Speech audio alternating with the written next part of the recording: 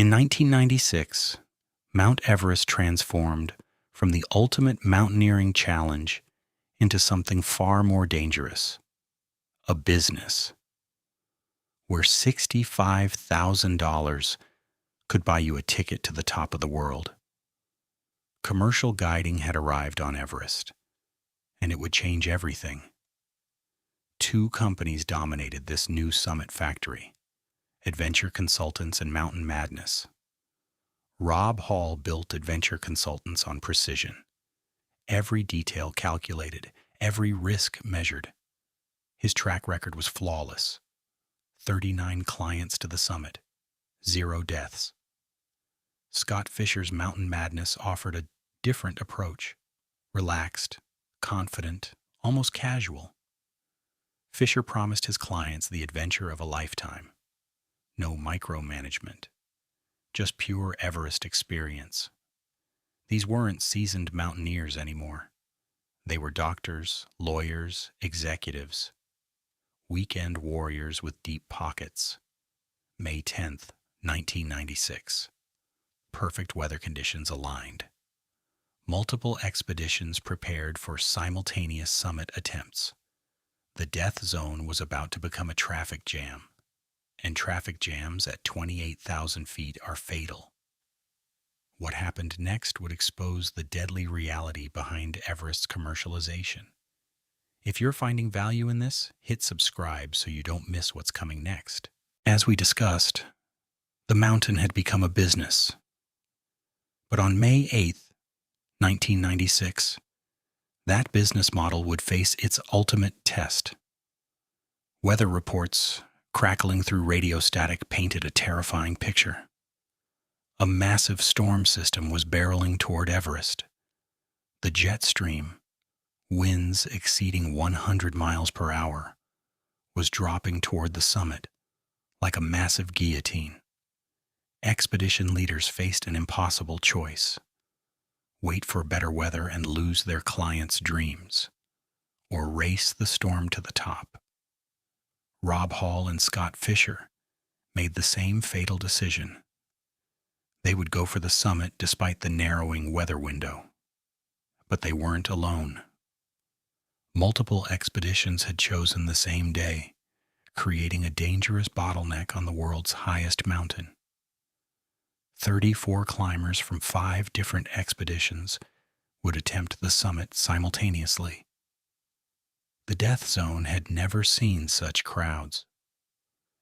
The guides established a critical safety rule: 2 p.m. turnaround time, no exceptions. Miss that deadline and you descend immediately. This wasn't just a suggestion.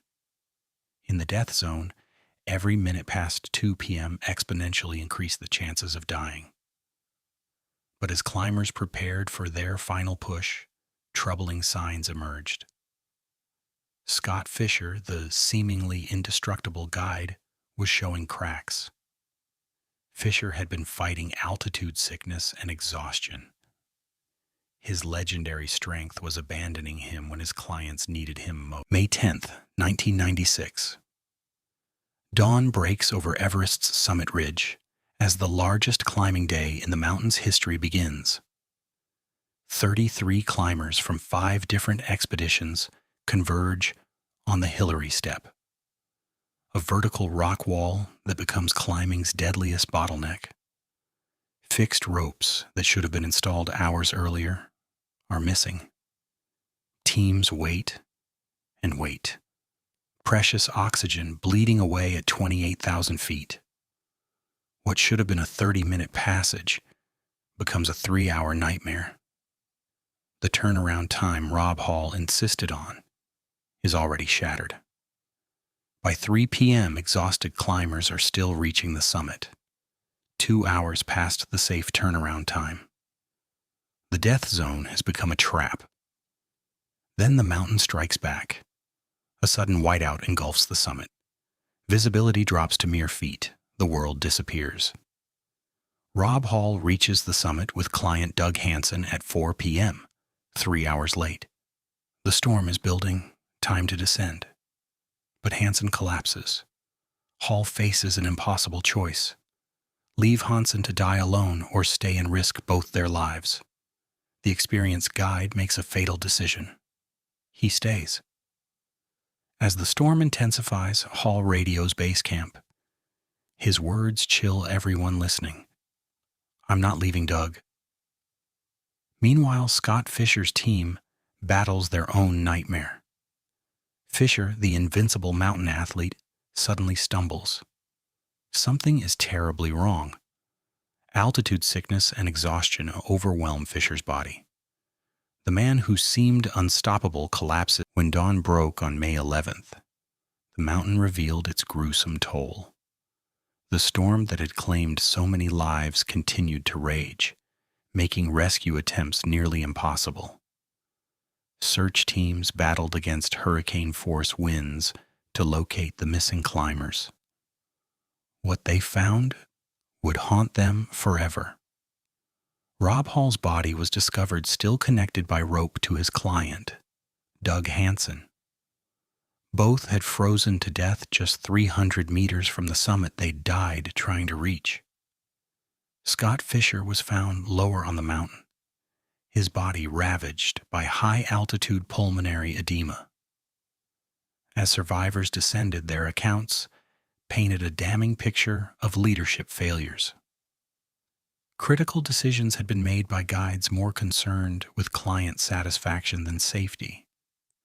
John Krakauer's explosive book, Into Thin Air, would expose the dark reality of commercial climbing. His account revealed how the mountain had become a deadly profit machine. The families of the dead would sue adventure consultants, seeking answers that would never come. 8 people had paid the ultimate price for their Everest dreams, but their deaths would spark changes that would reshape mountaineering forever. 8 bodies lay frozen in the death zone, 8 families shattered. But would their sacrifice change anything? The climbing industry went into crisis mode. The world was watching. Something had to change. New protocols emerged from the tragedy. Mandatory turnaround times, no exceptions, no negotiations. Weather forecasting revolutionized overnight. Satellite systems, real-time communication. Technology that could have saved lives. Guide qualifications faced intense scrutiny. Client screening became mandatory. The days of paying your way up were supposedly over. But the human cost couldn't be undone. Beck Weathers lost his hands to frostbite. Others carried scars forever. Families were destroyed. Children grew up without fathers. Wives became widows, the price of dreams paid in blood. Yet climbers kept coming, more than ever before. Everest became a traffic jam of ambition. By 2019, over 300 people summited in a single season. The mountain became a highway.